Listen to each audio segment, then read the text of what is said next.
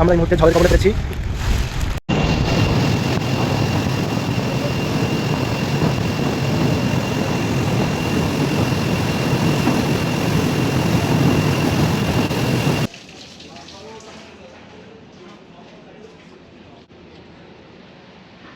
আসসালামু আলাইকুম, এটি হচ্ছে পারাবত 12 লঞ্চের আমার ভ্রমণ ভিডিওর সেকেন্ড পর্ব। এই পর্বে আমি দেখিয়েছি পারাবত 12 লঞ্চ যখন মেঘনার উত্তাল ঢেউয়ে কীভাবে দাপিয়ে চলেছে এবং এম খান 7 লঞ্চে কীভাবে চলেছে। তাছাড়া আমরা প্রচণ্ড ঝড় বৃষ্টির কবলে পড়েছিলাম, সেই দৃশ্যও পাবেন এই ভিডিওতে। তো বর্তমানে আমি আছি পারাবত 12 লঞ্চের রিভার সাইড করিডোরে দ্বিতীয় তলায়। নদী এখনও অনেকটাই শান্ত আছে, এখনও কোনো ঝড় বৃষ্টির আমরা সম্মুখীন হইনি। তবে আবহাওয়া বলছে কিছুক্ষণের মধ্যে হয়তো 60 কিলোমিটার বেগে একটি ঝড় বয়ে যেতে পারে। জানি না আমাদের কি হবে।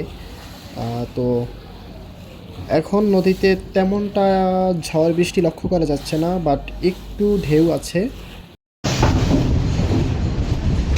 তো চলুন দেখে আসি ডেক্সেরনির কাছে কী পরিমাণ যাত্রী পেল পারাবত 12 লঞ্চ। তো চলে যাচ্ছি ডেক্সেরনিতে। পারাবত 12 লঞ্চ আজকে বেশ ভালো পরিমাণে যাত্রী পেয়েছে। বৈরী আবহাওয়ার মধ্যেও এত পরিমাণ যাত্রী আসলে আশা করিনি। তো সেই হিসাবে আজকে অনেক পরিমাণে যাত্রী পেয়েছে। দ্বিতীয় তলায়ও যাত্রীতে পরিপূর্ণ। তো এটি হচ্ছে ডেক যাত্রীদের জন্য চায়ের দোকান। এখান থেকে আপনারা চা খেতে পারবেন। আর এই চাগুলো মেঘনা নদীর পানি দিয়ে তৈরি করা হয়, তাই খুবই সুস্বাদু, আপনারা ট্রাই করবেন। আর লঞ্চে আজকে অনেক মালামাল উঠেছে, আর দেখতে পাচ্ছি অনেক বাইকও আছে। আর আপনি যদি বাইক ঢাকা থেকে বরিশাল লঞ্চে করে নিয়ে যেতে চান, সেই ক্ষেত্রে আপনার ভাড়া গুনতে হবে 500 টাকা। এটা হচ্ছে পারাবত 12 লঞ্চের ইঞ্জিন রুম। আর পারাবত 12 লঞ্চে ব্যবহার করা হয়েছে আকাসাকা ব্র্যান্ডের দুটি ইঞ্জিন। আর এর হর্স পাওয়ার হচ্ছে প্রায় 2000 হর্স পাওয়ার। আর মোটামুটি 350 বা 300 এরকম আরপিএম তুলতে পারে আমি যতটুকু জানি। তবে পারাবত 12 লঞ্চ কখনোই এত আরপিএম তোলে না। পারাবত 12 লঞ্চ সবসময় ঠান্ডা মাথায় চালায়, একেবারে স্লো না। বাট আর এই লঞ্চের যে ইঞ্জিন, এই ইঞ্জিনগুলো অনেক শক্তিশালী হয়ে থাকে। তাছাড়া তেল খরচও অনেক কম লাগে, যেমন আপ ডাউন ট্রিপে 5000 বা 5500 লিটার তেল লাগতে পারে। বাট অন্য লঞ্চগুলোতে আমরা দেখতে পাই প্রায় 7000 বা 7500 লিটারও তেল লেগে যায়। আর প্রোপেলার শ্যাফট 3 বার ঘুরলে প্রোপেলার একবার ঘুরে। এটা হচ্ছে লঞ্চের টেলিগ্রাফ। তো মাস্টার সাহেব উপর থেকে নির্দেশনা দেয়। বর্তমানে মাস্টার নির্দেশনা দিয়েছেন ফুল আহেড মোডে চালানোর জন্য। তো এটি শুধুমাত্র নির্দেশনাই দিয়েছে, তবে ফুল স্পিডে চলছে কি না সেটা বলা যাচ্ছে না। তো পারাবত লঞ্চ এখন ফুল স্পিডেই চালাচ্ছে আর কি। এরপর আর গতি বাড়াবে না, এই তার গতি। এরপর হয়তো আর কি অন্য চ্যানেলে গেলে স্পিড কমাবে, তবে এর থেকে আর বাড়াবে না। তো এই হচ্ছে লঞ্চের প্রোপেলার থ্রাস্ট।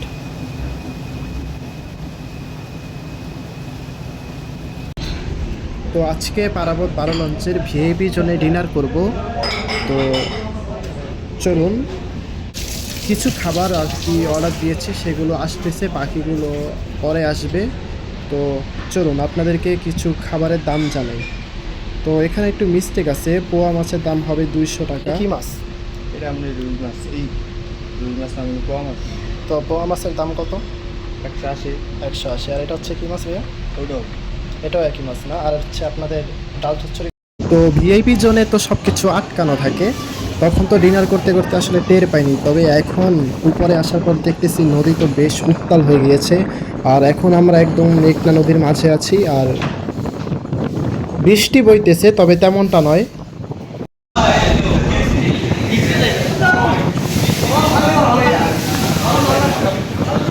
প্রচণ্ড বৃষ্টি পড়তেছে। ঘড়িতে বাজে রাত 2:30। আর দেখতে পাচ্ছেন প্রচণ্ড ঝড় বইতেছে। আর আমি তো বলেইছিলাম যে আজকে 60 কিলোমিটার একটি বেগে ঝড় হওয়ার একটি সম্ভাবনা আছে। তো সেই ঝড়টি মনে হয় এখন বইতেছে, আর দেখতেই পাচ্ছেন প্রচণ্ড বৃষ্টি। আমার ভিডিও করতে খুবই কষ্ট হচ্ছে, কারণ মোবাইল দেখতেছি যে বাতাসে টেনে নিয়ে যাচ্ছে, এরকম একটা অবস্থা। খুব শক্ত করে ধরে আছি, আর আমি ভিডিও করতে করতে পুরো ভিজে যাচ্ছি।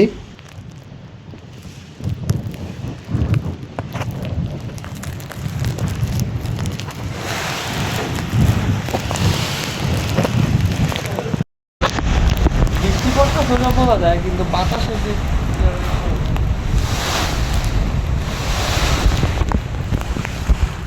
ভিডিও করতে করতে আমার মোবাইল তো পুরো 12টা বেজে যাচ্ছে, আর একদম পানিতে মাইক্রোফোনে পানি ঢুকে গেছে মোবাইলের, আর লেন্সে অনেক পানি জমে গেছে। আপনারা সাউন্ড শুনতে পাচ্ছেন, আর দেখেন, আর আপনারা শুনতে পাচ্ছেন কি পরিমাণ এক একটা ঢেউ, আর ঢেউগুলো খুবই শক্তিশালী, খুবই ভয়াবহ ঢেউ বইতেছে এখন। আর মানুষও আসলে এমন ঢেউয়ে তো যে কেউ আসলে ভয় পেতে বাধ্য।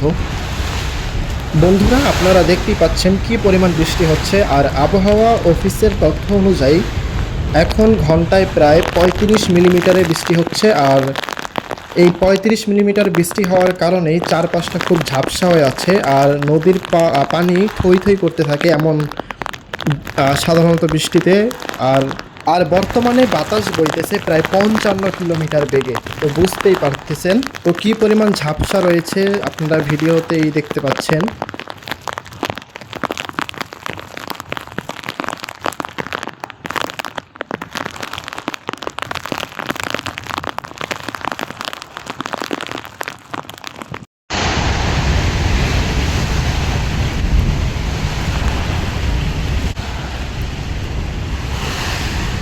সাগরের মধ্যে না ভাই, না, সাগরে মেঘনা নদী, উত্তাল মেঘনা নদী।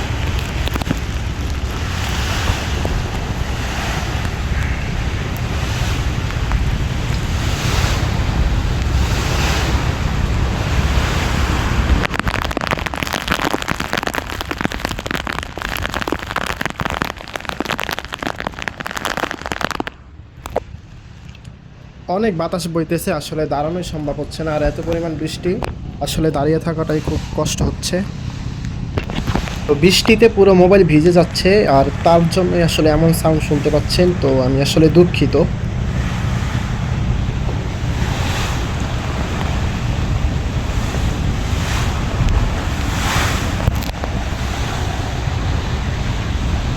কি পরিমাণ ঝড় বৃষ্টি বইতেছে শুধু লক্ষ্য করুন আপনারা। আর আমি শুধু লঞ্চ নিয়েই ভিডিও বানিয়ে থাকবো, তাই আপনারা আমাকে সাবস্ক্রাইব করুন, আর পছন্দের কোনো লঞ্চ থাকলে অবশ্যই কমেন্ট করে জানাবেন।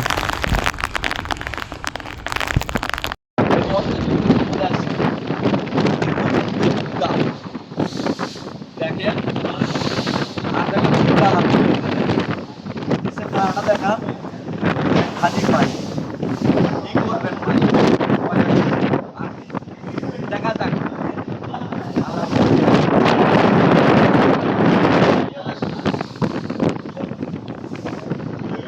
এইমাত্র যাকে দেখালাম তিনি হচ্ছে আসলে উত্তরবঙ্গের মানুষ, এই প্রথম লঞ্চ ভ্রমণ করতেছেন, তিনি খুবই ভয় পাচ্ছেন।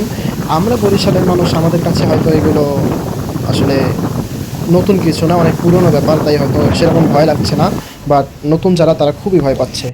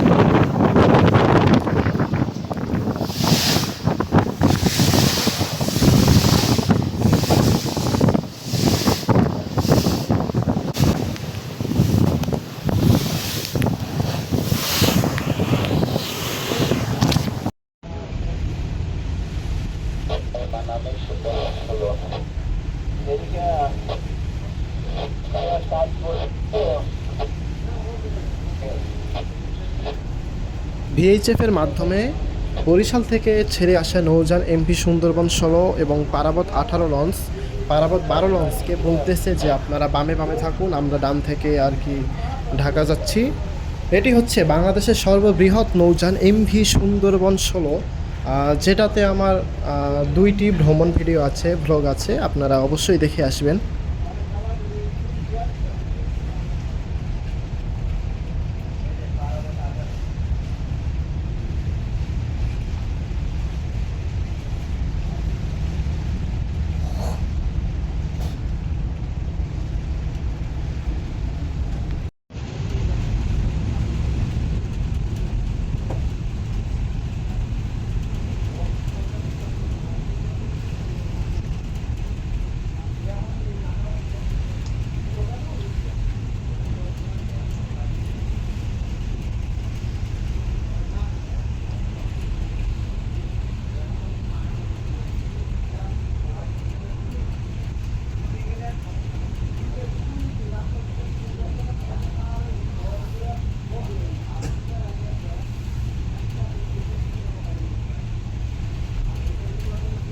পারাবত 12 লঞ্চে আছি, আর পারাবত 12 লঞ্চ এই মুহূর্তে রয়েছে মেঘনা নদীতে, আর মেঘনা নদী এই মুহূর্তে প্রচণ্ড রোলিং করছে আর উত্তাল।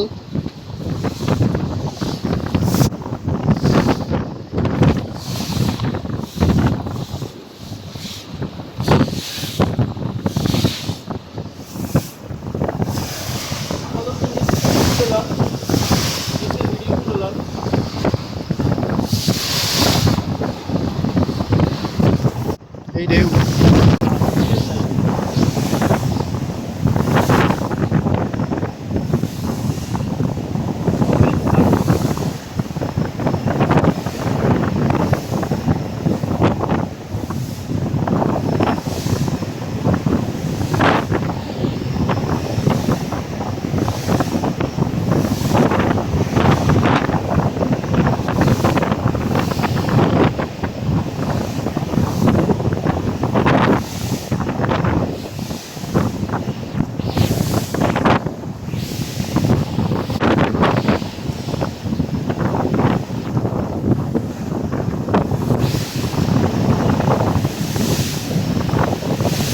এই লঞ্চ খুব রোলিং করতেছে আর পানির সাথে খুব ধাক্কা খাচ্ছে, তো ভাবতেছি যে আজকে ছোট লঞ্চগুলোর কী অবস্থা, আল্লাহ তাদের রক্ষা করুন।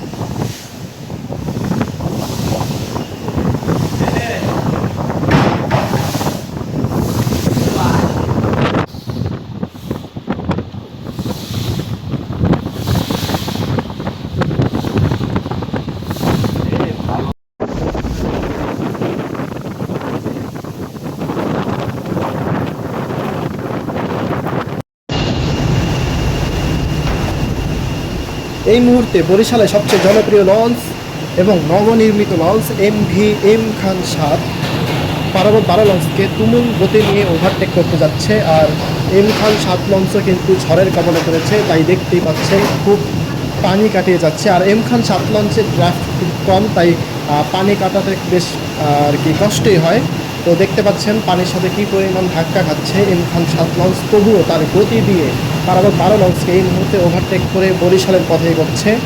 আর খুব সুন্দর লাগে দূর থেকে এই লঞ্চটিকে, মনে হচ্ছে একটি ভাসমান রাজপ্রাসাদ যাচ্ছে।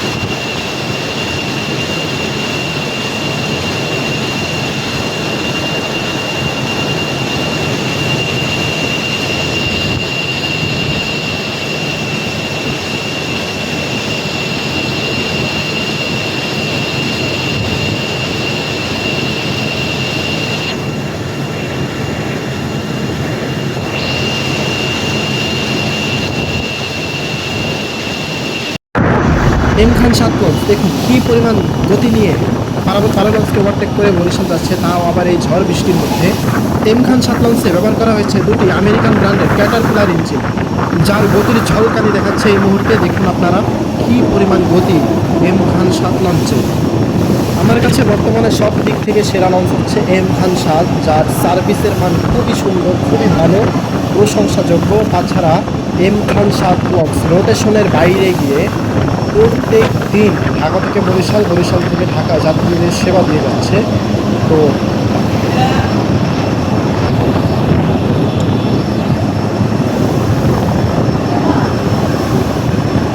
প্রতিনিয়ত এম খান 7 লঞ্চ পারাবত 12 এবং পারাবত 8 লঞ্চকে ওভারটেক করে। তো এটি নতুন কিছু না, প্রত্যেক দিনই পারাবত 12 লঞ্চকে ওভারটেক করে। আর বরিশালের যত লঞ্চ আছে সব লঞ্চই পারাবত 12 লঞ্চকে ওভারটেক করে চলে যায়। আসলে পারাবত লঞ্চ কোনোদিনও বরিশাল ঘাটে আগে যেতে পারছে এমন রেকর্ড হয়তো নেই। এই লঞ্চের প্রোগ্রাম ফার্স্ট দেখুন কী পরিমাণ গতি।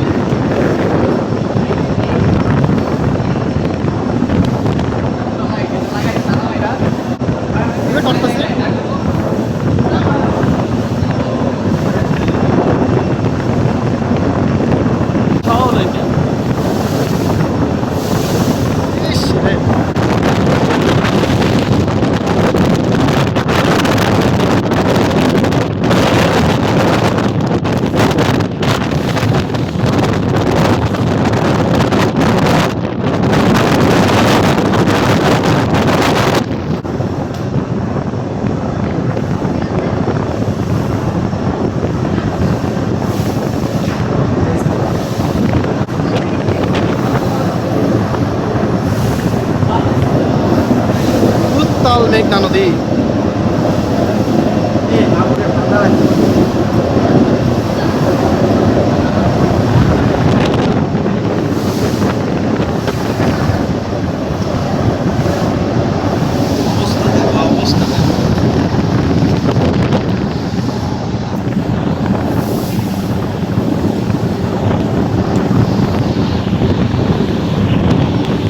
आगा वीडियो करो ना टॉयलेट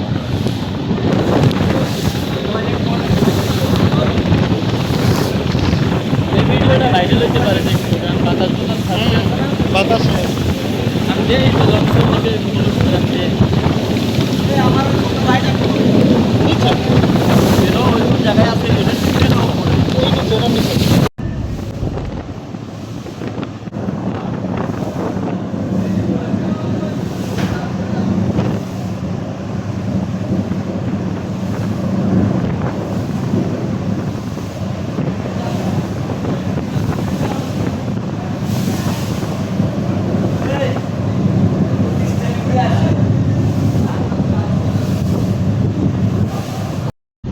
শুভ সকাল সবাইকে। এখন ভোর বাজে 5:11। আর আমরা এখন চরমনাই মাদ্রাসা অতিক্রম করছি। আর এই চরমনাই থেকে বরিশাল যেতে আরও 40 মিনিটের মতো আমাদের সময় লাগতে পারে। আমি আপনাদেরকে চেয়েছিলাম ছাদটা ঘুরিয়ে দেখাতে, তবে এখনও অনেক বৃষ্টি পড়তেছে, যার কারণে ছাদ অনেকটাই পিচ্ছিল অবস্থায় আছে, যার কারণে আমি আসলে হাঁটতে পারতেছি না। আর এখনও অনেক বৃষ্টি পড়তেছে। তো চলুন এখন নিচের দিকে নামা যাক। সামনেই আছে এম খান 7 লঞ্চ। তো ওই যে দেখতে পাচ্ছি এম খান 7 লঞ্চকে। তো এম খান 7 লঞ্চ আর পারাবত 12 লঞ্চ বলতে গেলে প্রায় 11 নটিক্যাল মাইলেই চালিয়েছিল। তাই দুটি লঞ্চের দূরত্ব প্রায় কাছাকাছি, হয়তো 5 মিনিটের ব্যবধান হতে পারে আমাদের ঘাট করার ক্ষেত্রে।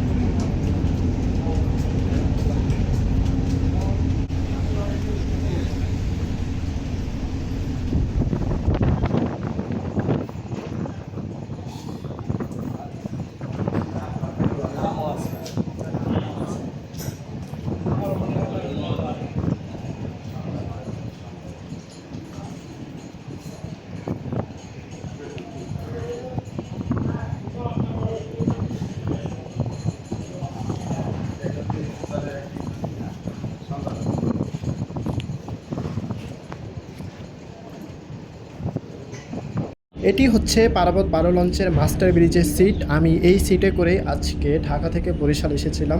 তো এই হচ্ছে সিটটা খুবই ভালো পজিশনে ছিল, একদম জানালার বরাবর। তো আজকে আমি মাস্টার ব্রিজেই ভ্রমণ করেছি। আর মাস্টার ব্রিজে সিট নেওয়ার পিছনে বড় কারণটি হচ্ছে এই যে বৃষ্টির ভিউটি, এটি শুধুমাত্র এই মাস্টার ব্রিজ থেকে খুব ভালোভাবে আসলে ফিল করা যেত। বৃষ্টিগুলো একদম জানালায় এসে পড়তেছে। আসলে এটা মাস্টার ব্রিজেই ভ্রমণ করলে আপনারা পারবেন ফিল নিতে বরিশাল গেলে।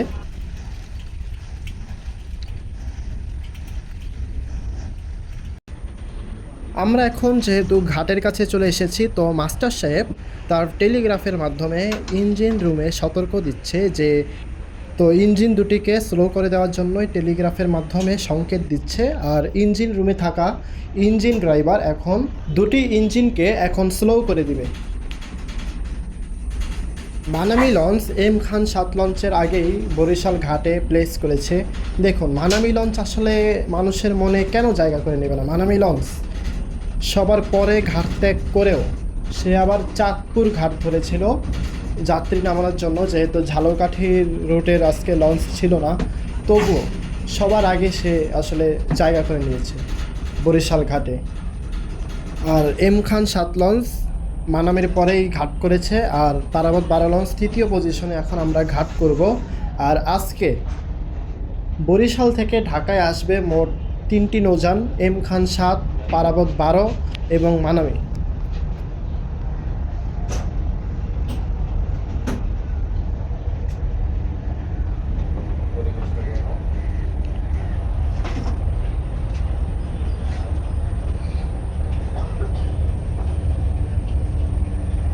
আমি কোথায় দেবো?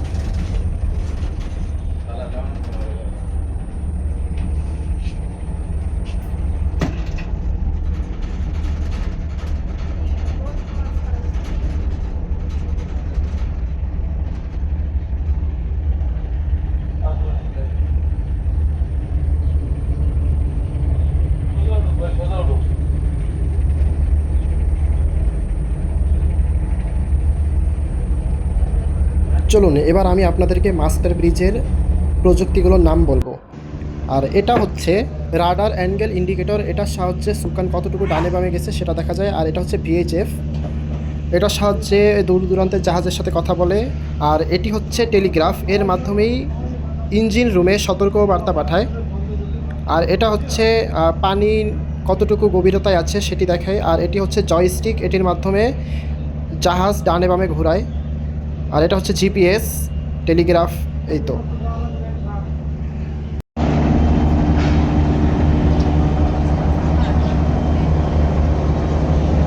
পাশেই বার্থিং করা আছে শুভরাজ 9 লঞ্চ, যেটি 3 দিন পর্যন্ত আসলে ঢাকায় যাচ্ছে না, এখানেই আছে। আর আবহাওয়া খারাপ তো, তাই যাত্রী সংকট। তো রবিবার দিন এই লঞ্চটি ঢাকার উদ্দেশ্যে বরিশাল থেকে ছেড়ে যাবে। তো শুভরাজ 9 লঞ্চে আমার ভ্রমণ ভিডিও পাবেন, কারণ এই লঞ্চে আমার টিকিট কাটা আছে। এই লঞ্চে আমি ব্যাক করব বরিশাল থেকে ঢাকার উদ্দেশ্যে। তো খুব শীঘ্রই শুভরাজ 9 লঞ্চে আমার ভ্রমণ ভিডিও আসবে। বৃষ্টির মধ্যেও লস্কররা তাদের দায়িত্ব থেকে পিছপা হয় না। দেখুন, ঘাটে আসার সাথে সাথেই এই যে লোহার তারগুলো আছে, তো এই ওয়্যারগুলো কিন্তু অনেক ওজন হয়ে থাকে।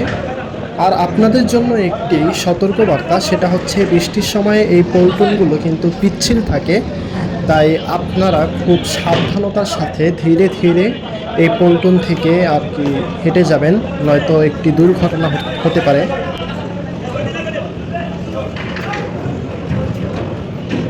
পারাবত 12 লঞ্চ থেকে এখন নেমে যাব বরিশাল নৌবন্দরে। আমার যাত্রাটি এখানেই শেষ। আমার যাত্রাটি আসলে খুবই অসাধারণ লেগেছিল। লঞ্চের ভিডিও পাওয়ার জন্য চ্যানেলটি অবশ্যই লাইক, কমেন্ট, সাবস্ক্রাইব করে পাশে থাকবেন।